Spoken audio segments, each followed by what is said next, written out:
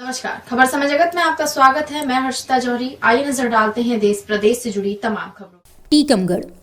टीकमगढ़ में भारतीय मजदूर संघ द्वारा एक दिवसीय अधिवेशन का आयोजन किया गया डायमंड पैलेस में, जिसमें भारतीय मजदूर संघ द्वारा निजीकरण के विरोध में विद्युत मंडल के कर्मचारियों के हित के लिए मांग रखी, जिसमें उन्होंने कहा कि मध्य प्रदेश सरकार संविदा कर्मचारियों को निर्मित करे और ठेकेदार पद्धति खत्म करे, जिसको लेकर यह कार्यक्रम किया गया, जिसमें मध्य प्रदेश पूर्व क्षेत्रीय बिजली कर्मचारी महासंघ भारतीय मजदूर संघ के बैनर तले ही आयोजन किया गया, जिसमें भाजपा के जिला अध्यक्ष अमित नूना ने भी अपने विचार रखे।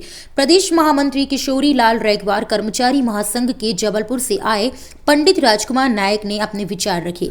भारतीय मजदूर संघ के अध्यक्ष राघवेंद्र सिंह लोधी, विद्युत विभाग की तरफ से पवन जैन ने आभार व्यक्त किया, जिसमें जिले भर से भारी संख्या में विद्युत मंडल के सभी कर्मचारियों और पदाधिकारी सम्मिलित हुए।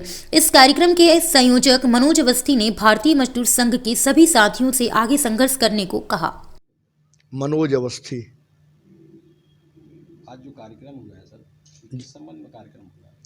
ये कार्यक्रम पूर्व क्षेत्र की कार्यकारिणी की आगामी कार्य योजना जो हमारे संगठन की है, आज कार्य योजना का वो होगा। इसके अतिरिक्त हमने जो पिछले 2 वर्षों में कार्य किया है संगठन ने, उसका बातचीत होगी। उसके अतिरिक्त पूर्व क्षेत्र की कार्यकारिणी का, नवीन कार्यकारिणी का जो निर्वाचन होता है वो निर्वाचन होगा। मजदूर संघ जो संघ चल रहा है, इसमें जो मजदूरों की बात आती है, उसकी बात उठती है कि नहीं उठती है? भारतीय मजदूर संघ निरंतर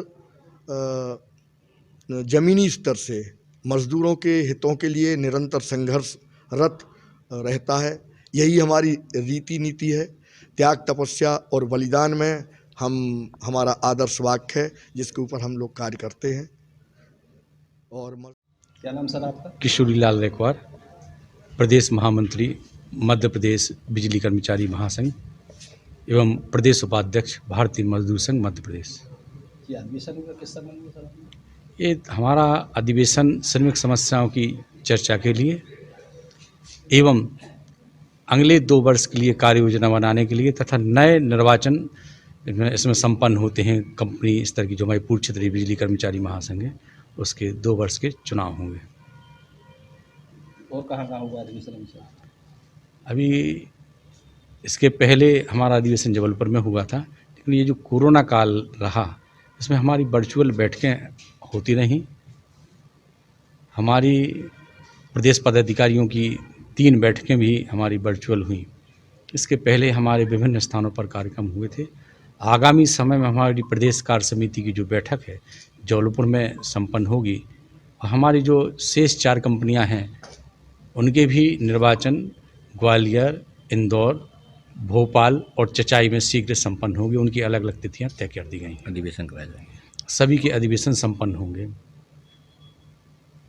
ये जो हमारा अधिवेशन है, इसमें आज ऐसा तय किया गया कि निजीकरण, चूँकि एक ट्रेंड चल चुका है, सरकार ये चाहती है, सोचती है कि निजीकरण से हमारा उद्योग फायदे में चला जाएगा, फायदा होगा इससे। लेकिन हम लोगों का सोचना है कि जहाँ जहाँ निजीकरण हुआ है वहाँ वहाँ बंटा ढार हुआ है, और जहाँ जहाँ निजीकरण हुआ है वहाँ वहाँ यानी विद्युत कंपनियों का घाटा लगातार बढ़ रहा है। ये सरकार की नीति के कारण है। इसलिए निजीकरण पर तत्काल रोक लगाना चाहिए, और जो केंद्र सरकार द्वारा बिडिंग डॉक्यूमेंट्स जारी किया गया है उसको मध्य प्रदेश शासन स्वीकार न करे, ऐसी हमारी मांग है। और 3 और प्रमुख मांगें हैं। एक तो हमारे जो संविदा के कर्मचारी हैं उनको नियमित किया जाना चाहिए।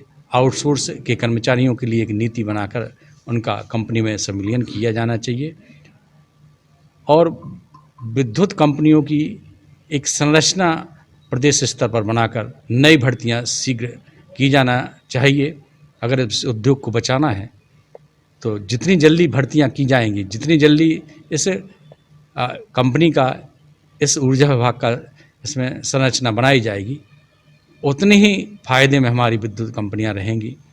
और अच्छी सेवा देना हम सब कर्मचारियों का दायित्व है। लेकिन जब कर्मचारी हैं ही नहीं, जब कोई सुविधा उनको मिल ही नहीं रही, तो ऐसी परिस्थिति में आज लाइन स्टाफ के कर्मचारी को जैसे नगर निगम में भी तो एक बहुत अच्छी मशीन है कि ऊपर खम्भे पर चढ़ने की जगह उनको ऊपर तक एक मशीन दी जाती है। इस प्रकार से ऐसे आधुनिक साधन हमारे बिजली कर्मचारियों को मुहैया कराए जाएँ और भर्ती करवाई जाए तो निश्चित रूप से हमारे उपभोक्ता जो सम्मानीय उपभोक्ता हैं वो बिजली कर्मचारियों से संतुष्ट भी होंगे।